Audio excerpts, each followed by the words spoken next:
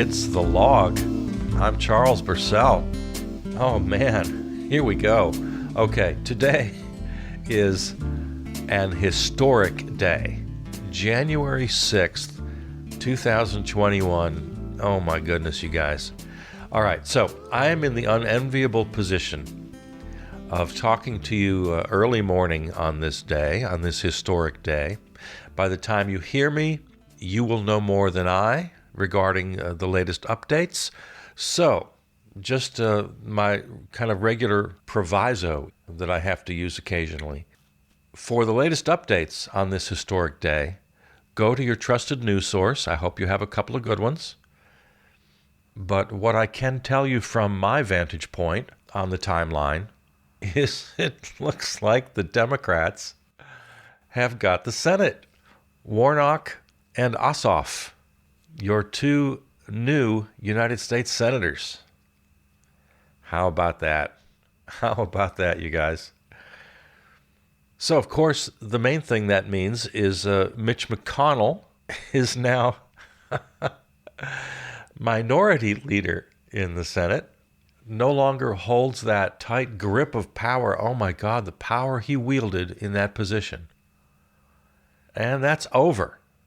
The Wicked Witch is dead. Hi-ho, the Merry-O.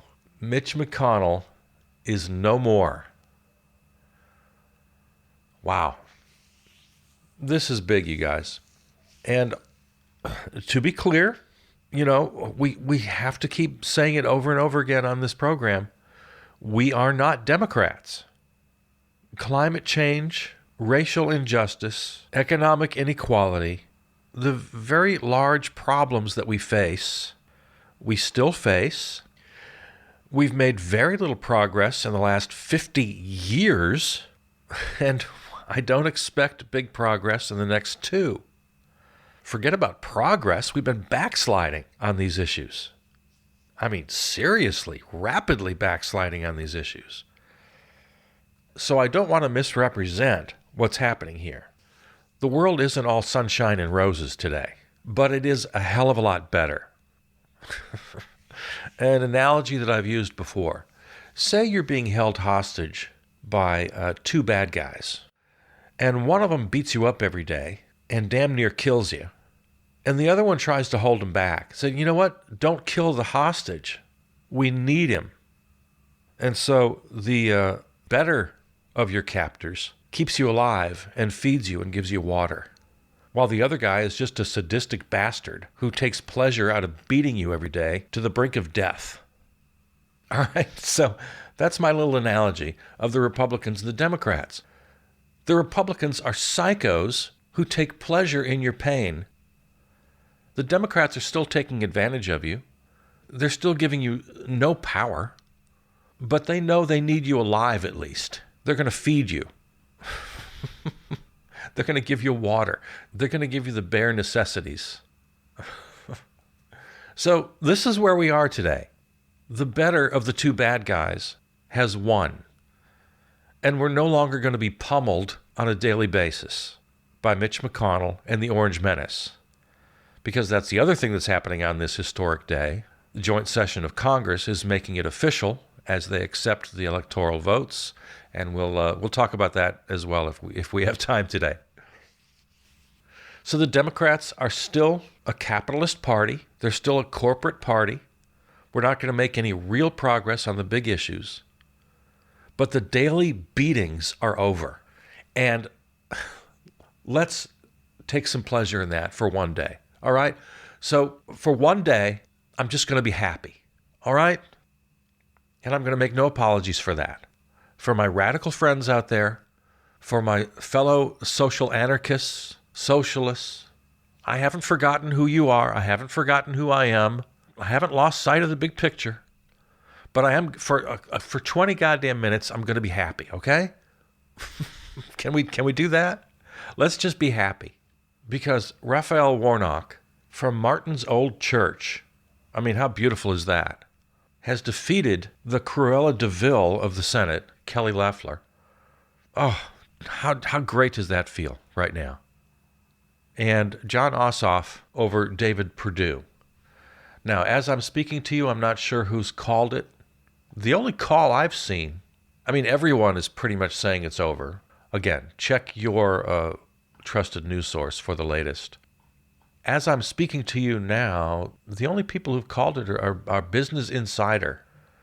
By the way, if you're not hip to Business Insider, surprisingly, interesting news they share, and a perspective you wouldn't necessarily expect from a publication titled Business Insider.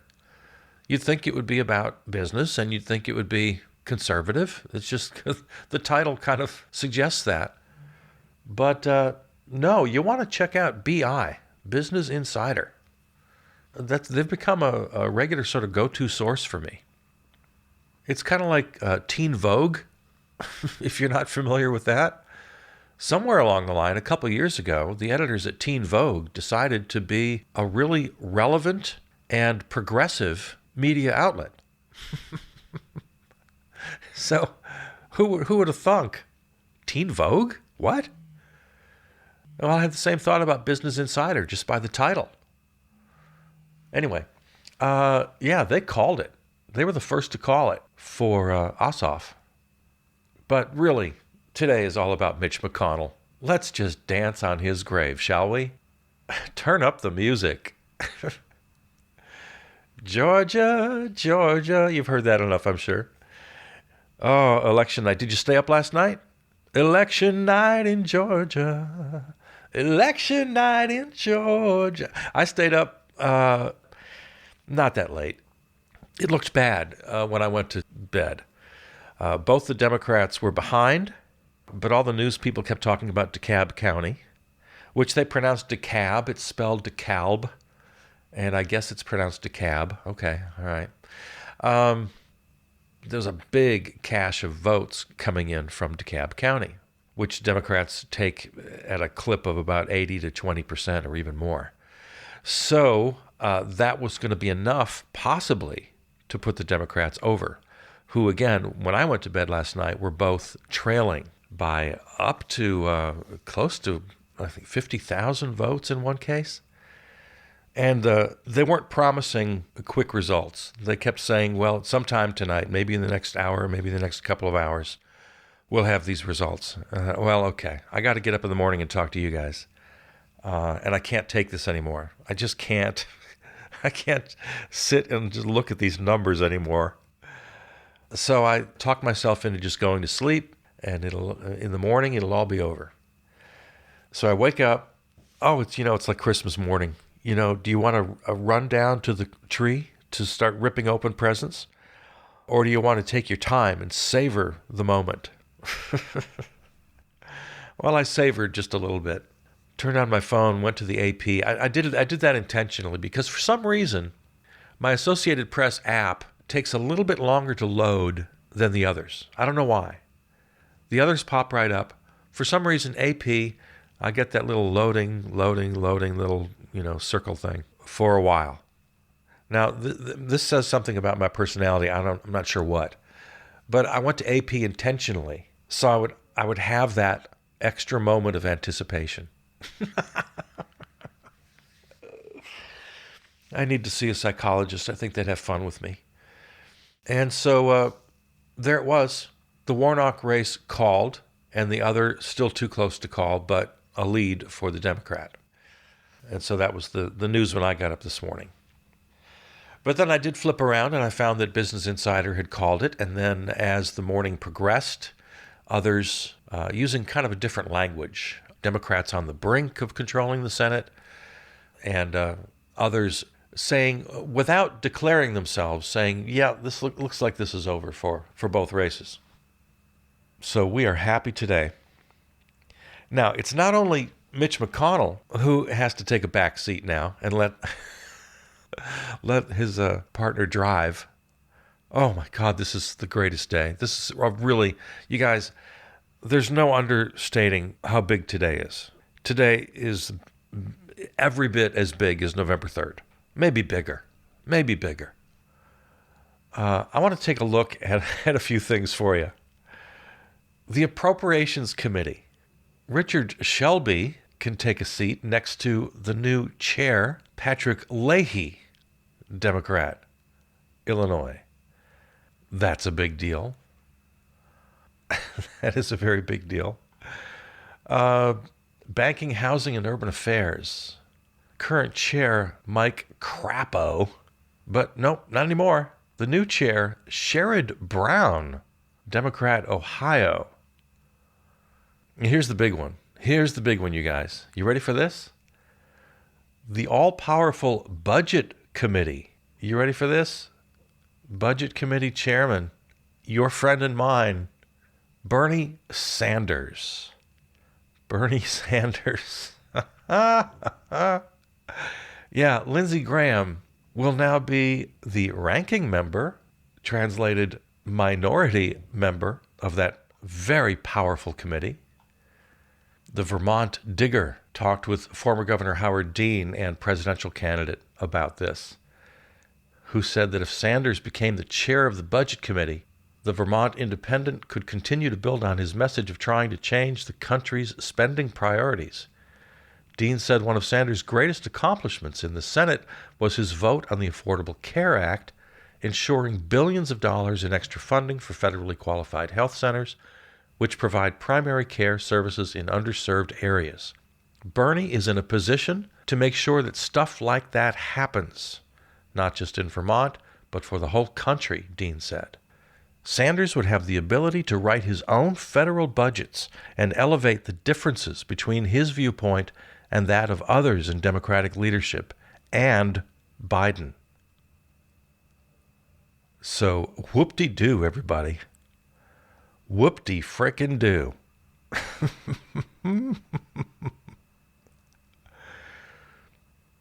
Commerce, Science, and Transportation will have a new chair. So, Science back in the U.S. Senate. Energy and Natural Resources Committee. Well, no change there. We go from Lisa Murkowski to Joe Manchin. So that's pretty much a draw. Environmental and Public Works Committee. Current chair John Barrasso hands it over to Tom Carper. I'm giving you the ranking members. I'm just assuming they're taking over leadership. These might not all be a sure bet. Finance Committee, another body that wields a lot of power. Chuck Grassley, old school liberal, takes the helm there. Committee on Foreign Relations, Bob Menendez is the current ranking member, so likely chair. Health, Education, and Labor, we say goodbye to Lamar Alexander. Hello to Patty Murray. Here's one of my favorites, Homeland Security and Governmental Affairs. This committee has become more important in recent years. Say goodbye to Chairman Ron Johnson. Move over one seat to the right, Ron, and hand over the gavel. Ron Joe McCarthy, hold my beer, Johnson.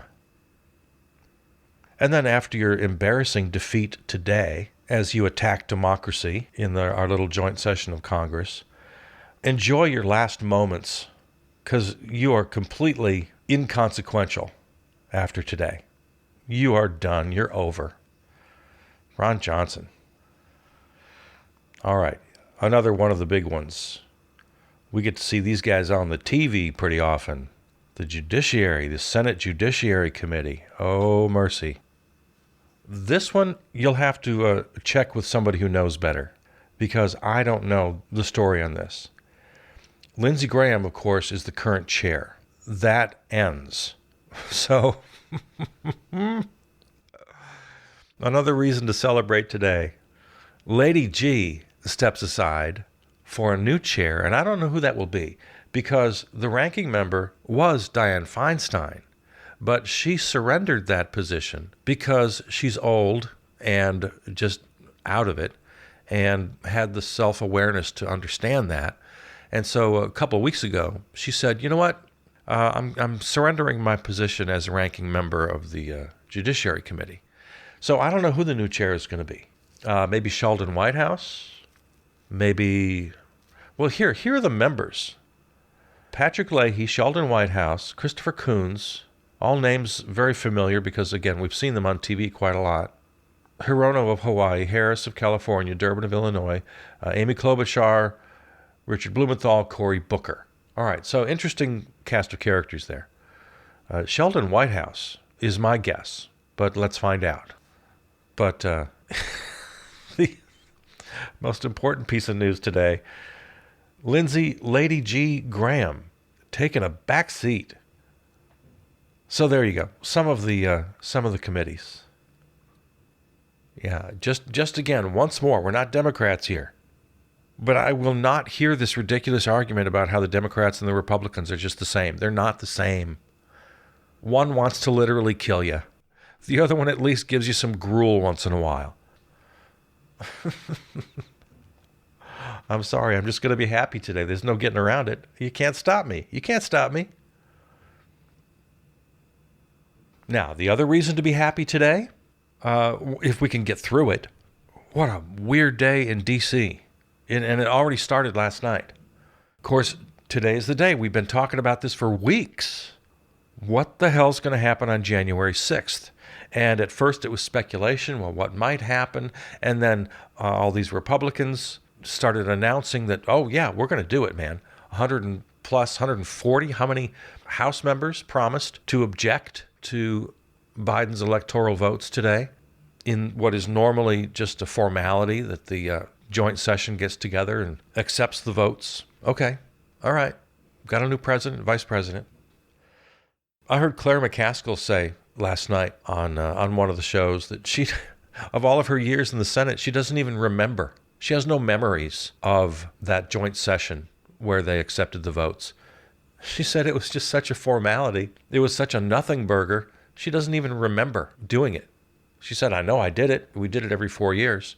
But I have no memories of it because nothing happened. That's how routine this thing is. Well, now 140 at least House members are going to object. We got Joe McCarthy's evil twin, Ron Johnson. Yeah, as a Wisconsinite and a student of these two guys, I can tell you easily Ron Johnson is far worse than Joe McCarthy. Now, Joe McCarthy had more success. He wielded more power. But I'm talking strictly on a character basis. You don't get lower than Ron Johnson. Thank God he doesn't have the power that Joe McCarthy had. But just strictly on a one-to-one, man-to-man, character-to-character comparison, Ron Johnson bows to no man. He's the absolute worst. And of course, Ted Cruz is at the head of this pack of, it's up to 12 or 13 senators now who are going to object. Loeffler was planning on it, but, and Perdue also voiced his support. But, hey, you know what? You're not senators anymore. Bye-bye. Oh, Georgia. We love you, Georgia. We love you, Stacey Abrams. We love everybody down there. Oh, we love you guys. We're all Georgians today. We are all Georgians today.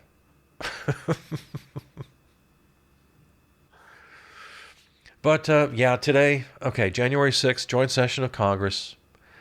There are going to be shenanigans there. There are going to be drama, big old speeches. They're going to object. And all that means, just to make sure we all know what's going on here, all that means is that the senators go back to their chamber and both bodies debate for an hour or two. And they get to yell at each other and do their thing. And the Republicans can lie and spew all sorts of conspiracy theories and rationalize about how they're just trying to be fair. But then each body votes and they're voted down. There's no question. Don't worry. The bad guys aren't going to win today. The bad guys have been defeated today. We just have to go through this formality and we have to listen to a few whack jobs give their crazy little speeches. But when it's all said and done, by the time night falls on this historic day, by the time you and I talk again tomorrow, this thing is in the bank and earning interest, as Ted Davis says. Ted Davis is the voice of your Milwaukee Bucks. And their sponsor is a bank, a big bank here in Wisconsin. And so when the Milwaukee Bucks have sealed the game. So it's not over yet. The minutes are still, the seconds are still ticking, the minutes are still ticking. But when Ted Davis, the voice of your Milwaukee Bucks, has decided that the game is over, it's out of reach, the Bucks have won this game. That's his little catchphrase. This game is in the bank and earning interest. So I'll borrow that from Ted today. Ted, I hope you don't mind. Yep. This thing is signed. It is sealed. It is over. The party's over. It's time to call it a day. Oh, speaking of sports, what did Dandy Don Meredith used to sing? Was it that song? The party's over. Maybe that was it. He had a little song that he would sing. The same circumstances I was describing with Ted Davis and the Bucks. Yeah, Don Meredith was one of the commentators of Monday Night Football way back in the day when I was a kid. And when the game seemed out of reach, he would launch into that song, and he became, for a while at least, kind of a popular culture icon. Everybody knew Don Meredith, Dandy Don, and he would sing his little song. So, yeah, it's another day, you guys. This is another day for dancing in the streets. This is every bit as big. We had the November 3rd election, of course. It took till the following Saturday to make it official, and that was the day that people literally poured into the streets. And they danced and they sang. This is another day. This is another day just like that. If you're not happy today, I don't understand who you are. I don't get you. Yes, I'm a socialist. Yes, I'm a social anarchist. Yes, I believe the Democrats are a big old corporate evil party. But I'm telling you, today is a day to celebrate.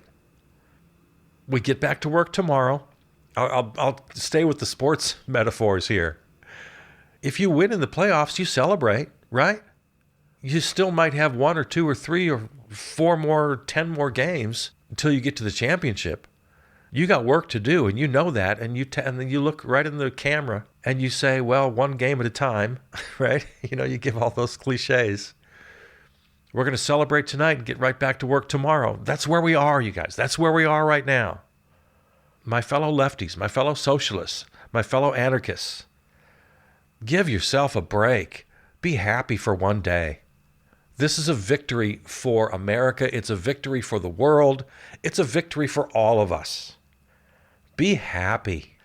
Be happy, Chuckles. Come on, seriously. We'll get back to work tomorrow. I haven't put on any blinders. I know what the Democrats are. But this is a very good day. Now, if we can get through it without anybody getting damn killed on the streets of D.C., last night there were already several arrests. I saw some pictures of bloody protesters because they're out looking for fights. And they filled the streets last night already, trying to cause as much trouble as they can. Fighting with the cops responding with tear gas, fighting with counter-protesters, whose numbers appear to be pretty low. We had to talk about that too, and I still have mixed feelings about it. The numbers that I've been hearing are really wide-ranging, from a couple of thousand to 5,000. And then now, the Orange Menace himself has promised to appear today, to make an appearance, to actually speak, to come out into the streets and talk with the protesters, give a big old rally speech. And if that happens, I heard one reporter say that the numbers could just explode up to 30,000 if he does that. So that's insane. That's crazy. But I've been saying, and I still, again, I don't know how I feel about this. Part of me says, yeah, you know what? Good guys, fill the streets, outnumber them. Just outnumber them. Let the aerial cameras show that the good guys outnumber the bad guys by 2 to 1, 5 to 1, 10 to 1, 100 to 1. You don't necessarily have to engage with them. Just be there. Just show your bodies. Just overwhelm them with numbers. Part of me really thinks that's still the best idea. Now, a lot of people disagree with me. Many, many people are saying, no, the best thing to do is stay home, be safe, let the process move forward, let these loudmouths do what they do. They're just making fools of themselves anyway. They're showing their true colors for all of America to see. The cameras will pick it up. They'll fight with the cops. They'll yell their racist slogans. Just let them do it. Stay home, be safe, and they'll shoot themselves in the foot, maybe literally, because guns are another part of this story. Of course, the District of Columbia has some of the toughest gun laws in the country. You can't just be carrying around guns. And in the lead up to this big demonstration, apparently there's been quite a lot of internet chatter about how to smuggle guns into D.C. So, we're not fooling around here. So the mayor of Washington, many community leaders are saying, no, you know what? Counter-protesters, not this time. I don't know what the right answer is. I honestly don't know what the right answer is. I'm so conflicted on this. But, it's not up to me. We'll see by the end of today. Some of you are listening at night. I'm not sure when you listen. Maybe hindsight from your perspective has already answered these questions. But the very fact that we have to face this today, that the President of the United States is calling for mass demonstrations, for mass anti-democratic demonstrations. That's what a lot of the news outlets are calling them, anti-democracy protesters. That's become a term now. This is something we've heard in international reporting, anti-democracy protesters. Now we have them by the thousands in the United States Capitol, being led by the President of the United States. Who could have imagined this? Well, I'll tell you who.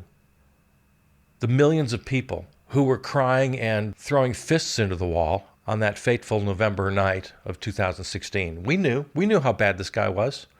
Millions of people knew how bad he was. And it's all come to pass, our worst nightmares.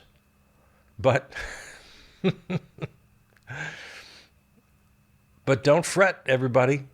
Just keep that smile on your face today, because today is a day for celebration. Today is a day for dancing in the streets. The good people of Georgia have pulled our ass right out of the fire. They have elected both Democrats to the United States Senate, giving the two parties a 50-50 tie. Vice President Kamala Harris, of course, breaks that tie as president of the Senate. So the majority party, Democrats, Mitch McConnell, gone, done, forever. Knocking on wood. Biden and Harris confirmed today by a joint session of Congress. The party's over. Fat ladies all over America are singing their hearts out. And I know, there's so much work to do. I'm still down with the People's Party.